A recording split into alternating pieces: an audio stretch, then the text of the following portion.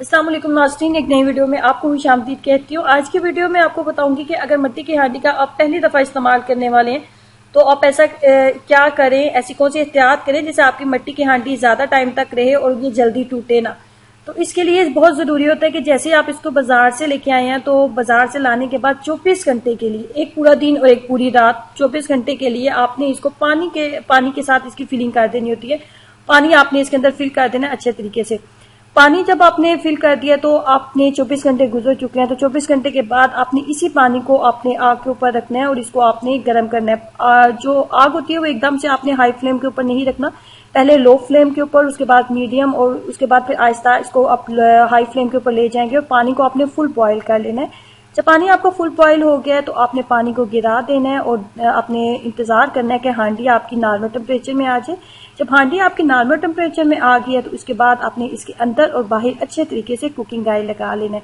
अक्सर लोगों को मसला होता है जब फर्स्ट टाइम वो हांडी का इस्तेमाल करते हैं तो उनको इसके अंदर से मट्टी की खुशबू आने का मसला होता है कि मट्टी की खुशबू आती है। तो उसका बेस्ट सोल्यूशन ये होता है कि आप इसके अंदर कोई मीठी चीज पका लें।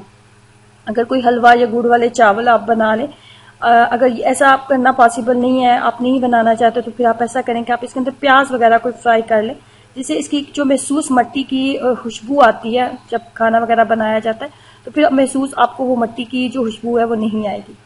एक छोटी सी टिप थी मुझे, जब मैं मट्टी की हांडी फर्स्ट टाइम इस्तेमाल करने वाली थी, मुझे इस टिप का नहीं पता था।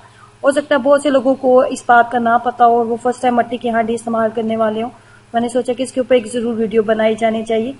मट्टी का कोई भी बर्तन अगर आप घर में इस्तेमाल करते हैं तो इसको कभी भी आप किसी भी साबुन वगैरह से इसको वॉश करने की कोशिश ना करें। वही साबुन वगैरह जो कि हम नॉर्मली बाकी बर्तनों को धोने के लिए घर में इस्तेमाल करते हैं, तो आप किसी भी साबुन का या कोई भी आपके पास लिक्विड डिश वॉशर मौजूद है तो उसका इस्तेमाल ना करें, क्योंकि साबुन जो होता है इसके पोर्स के अंदर चला जाता है और नेक्स्ट टाइम आप जब खाना बनाएंगे तो वो आपके खाने के अंदर शामिल हो जाएगा।